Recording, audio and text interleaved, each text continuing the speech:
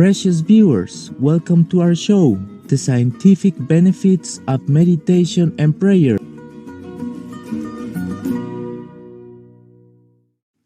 At times of uncertainty and stress, more people have turned to meditation and prayer to restore emotional balance or connect to God. A 2017 survey shows that the percentage of U.S. adults who practice mindfulness, mantra-based, and spiritual meditation tripled between 2012 and 2017, from 4% to more than 14%. Half of the U.S. citizens prayed during the COVID pandemic in the past 3 years, and the world has also been praying for the people of Ukraine, or Ukraine, since the start of the Russian invasion.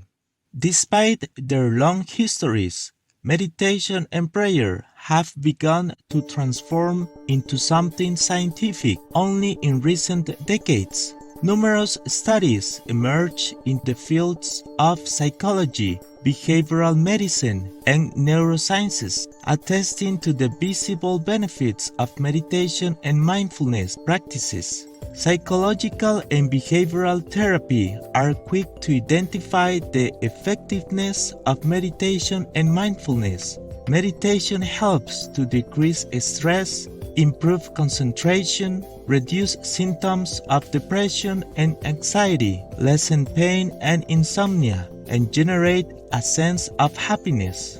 Neuroscience, on the other hand, set out to explain the reasons. How can something as simple as holding a yoga posture or doing 20 minutes of sincere prayer achieve so many wonderful things? Is it possible to map meditation experiences in the brain?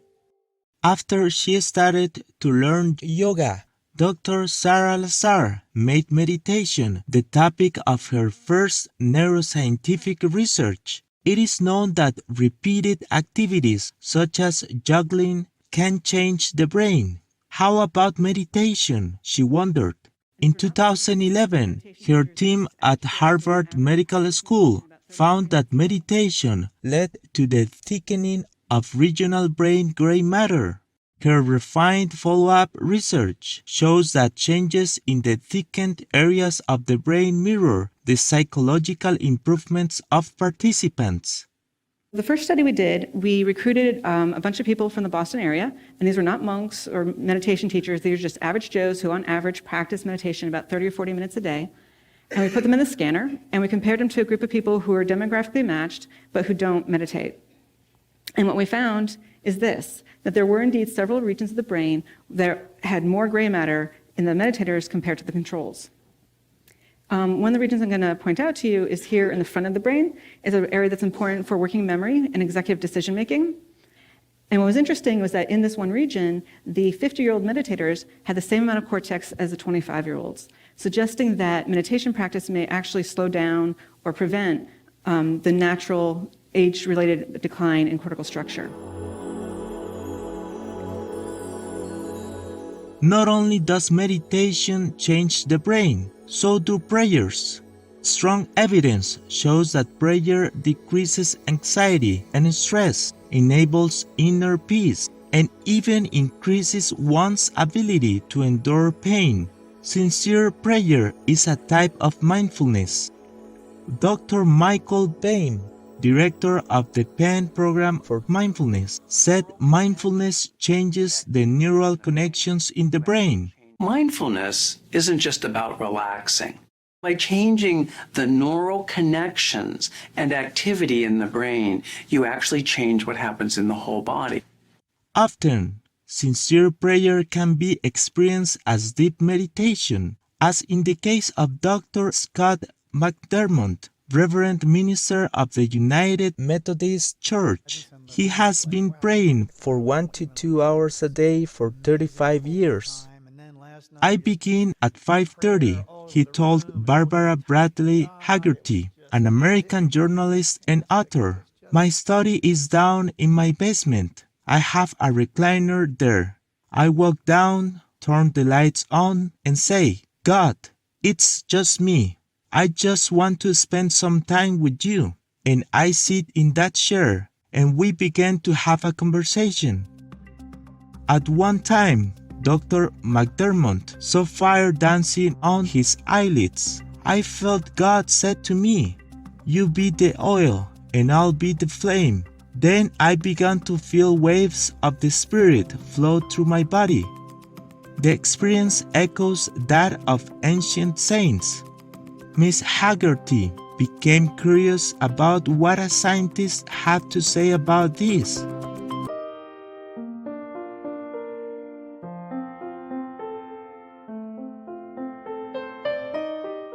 Compassionate viewers, welcome back to our show on the scientific benefits of meditation and prayer. Barbara Bradley Haggerty was inspired by Dr. McDermott's experience. She visited the lab of Dr. Andrew Newberg to witness the brain scanning of the Reverend Pastor during the peak of his prayer. Neuroscientist Dr. Newberg has pioneered studies of the brain activities of various religious individuals and is one of the leading people who coined the term neurotheology as a field of study.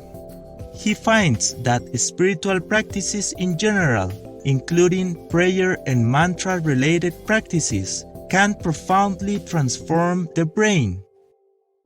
In one of his projects, an older group of 20 who suffer from memory difficulty were taught a brief mantra-based prayer. They did it 12 minutes a day for 8 weeks, and after, tests indicated a 10 to 15% improvement in focus and memory. Through SPECT or single photon emission computerized tomography, Dr. Newberg identified specific areas of concentrated brain activities. When you actually study what's happening in their brains as they are doing those things, what are you actually doing? Well, we use a variety of different brain scanning techniques. Usually we're trying to look at the activity changes in the brain. We've done about over 200 people doing different types of practices. We actually either use an MRI machine to take pictures of the activity of their brain while they're doing the practice. We sometimes use something called single photon emission computed tomography or SPECT imaging, which also looks at the activity changes in the brain. And we can see that the patterns of activity that are different when the person is engaged in the prayer practice compared to when they're just at rest. What we're trying to show is a whole network of structures that seems to be activated when people engage these different kinds of practices. There are some very consistent kinds of changes that we have started to see when we look at what's going on in the brain of people when they engage these different types of spiritual practices. Science has identified distinct functions of brain sections. While the frontal cortex is associated with speech, expression, or ocular movement, the prefrontal cortex connects with the executive power of decision-making and planning.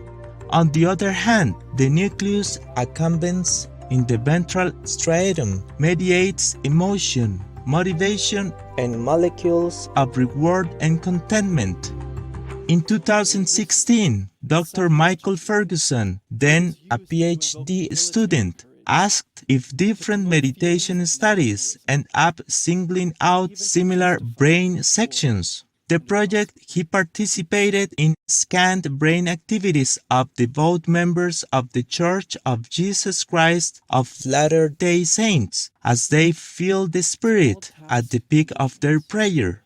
The three areas of the brain that consistently demonstrated elevated activity were the frontal attention regions, the medial prefrontal cortex, and the nucleus accumbens, an area of the brain with an enriched supply of the reward molecule dopamine. This trinity of neural regions sketches what we can reasonably label as the neuro-spiritual system of Mormonism. The implications are profound. So many of the world's spiritual traditions report profound feelings of oneness with a transcendent source, often accompanied by an increased charitable disposition? Could it be that these cultural variations are all being supported by a common core of brain networks? For the first time in the history of contemplative philosophy and the sciences of the mind, we can answer these questions empirically by skillfully measuring brain activity with more temporal and spatial precision than we've ever been able to do.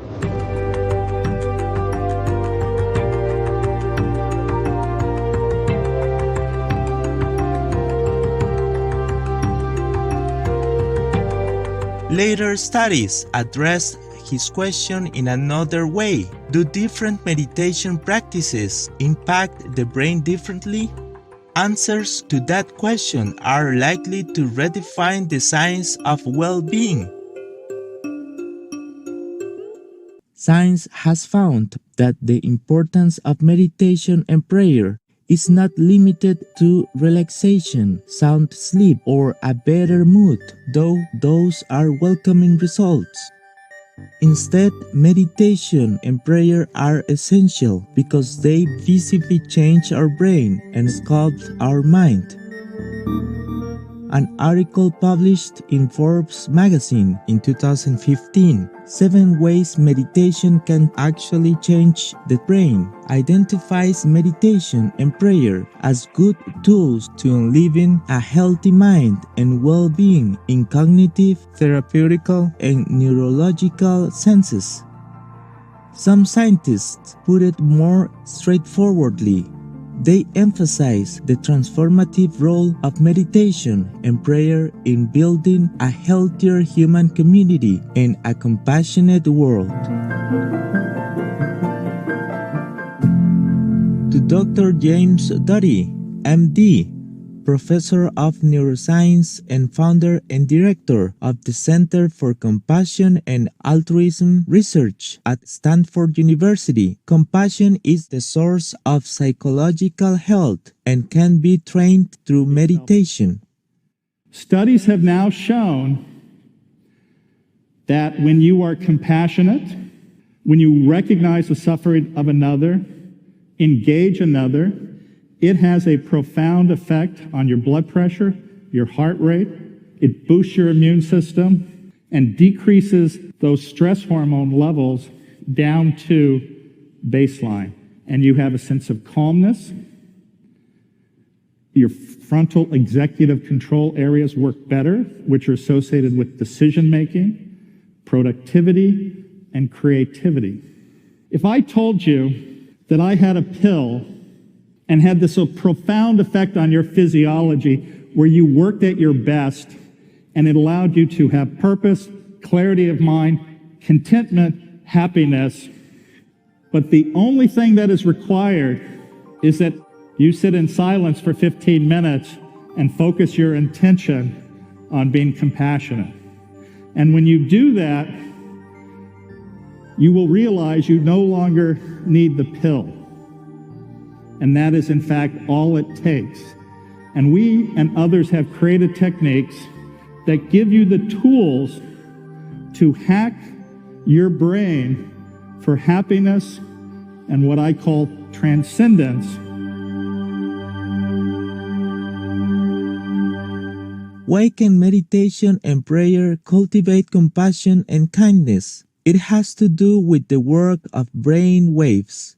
In 2004, a canonical study on Tibetan Buddhist monks led by Dr. Richard Davidson at the University of Wisconsin-Madison revealed that regular spiritual meditation generates strong brain waves that stay after meditation. We already know that EEG and MRI-based studies help map out specific brain activity sections during meditation. On the other hand, studies of brain waves observe the electrical currents that take place as messages transmit among neurons. Beta waves, for example, associate with our monkey mind, generating 60 ideas every minute and quickly lead to anxiety. theta, and alpha waves are most often observed in meditation and prayer, associated with the internalization of attention and the state of transcendence. With their higher frequency, gamma waves indicate intense concentration, great strides in inner development, and noticeably profound compassion. What was stunning was that the Olympic level meditators, these are people who've done up to 62,000 lifetime hours of meditation, their brainwave shows gamma very strong all the time as a lasting trait, just no matter what they're doing. Science has never seen it before. When we ask them, for example, to do a meditation on compassion, their level of gamma jumps 700 to 800% in a few seconds. This has also never been seen by science.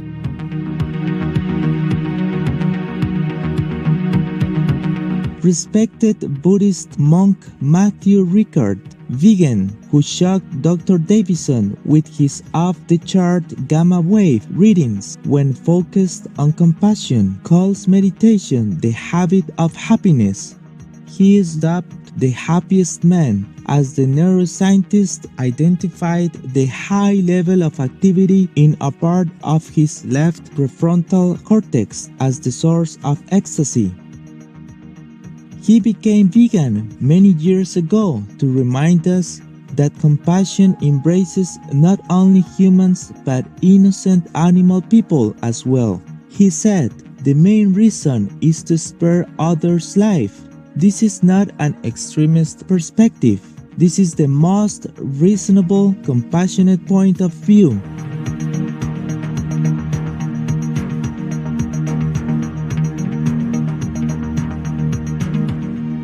Vegan side effect. The angels also like to hang around you. Conscientious viewers, we are going to pause briefly to pray for a benevolent vegan world. We will return shortly. Please stay tuned to Supreme Master Television. Warning: sensitive images.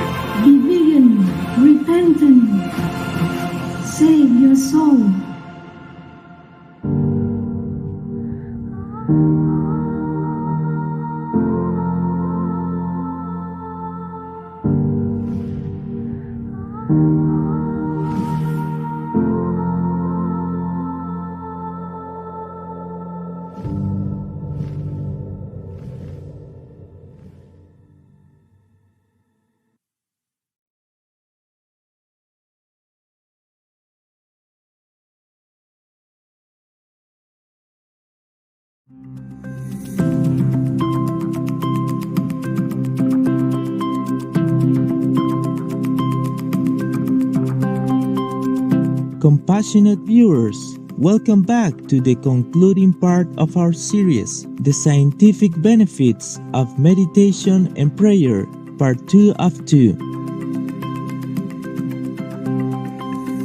To neuroscientists, Dr. Davidson's discovery unlocks an unprecedented understanding of the plasticity of the brain, the brain's ability to transform itself in response to repeated actions is stronger and quicker than expected. As a result, meditation on compassion can therefore sculpt a healthy and compassionate mind. A science of compassion is thus named, which takes meditation for compassion as the key practice of well-being. Amazing, isn't it? The well-being of oneself is now scientifically found in one's compassion for others. Dr. Davidson said it was His Holiness Dalai Lama who years ago inspired him to facilitate neuroscientific studies of kindness and compassion and to create the future he hopes to see. He is by no means the only scientist holding that aspiration. In several public panels, Dr. Davidson further explains why we need meditation to transform the mind and achieve well-being. Meditation teaches us things unattainable from standard education. Knowing about kindness through text does not necessarily make one kinder, as he sees it. A second form of learning through mindfulness, must be in place to cultivate compassion. Neuroscience teaches us that these kinds of learning operate through totally different brain circuits. This is an example from research that we did where we randomized people to a group that received compassion training for 2 weeks, another group that received training from cognitive therapy. We see systematic differences after just 7 hours of practice.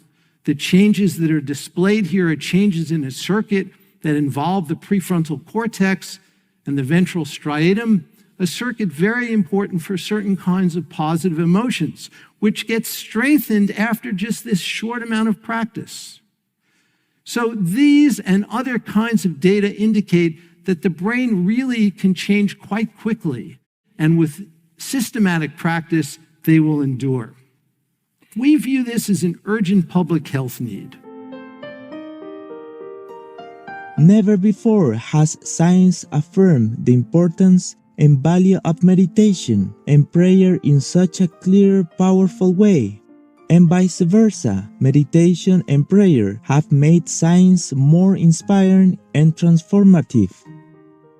Many years ago, due to her profound compassion for the suffering of all beings in the world, Supreme Master Shinhai, vegan, forsook the comforts of worldly life to embark on a spiritual journey to the Himalayas. She brought back the invaluable gift of the Kuan Yin method of meditation.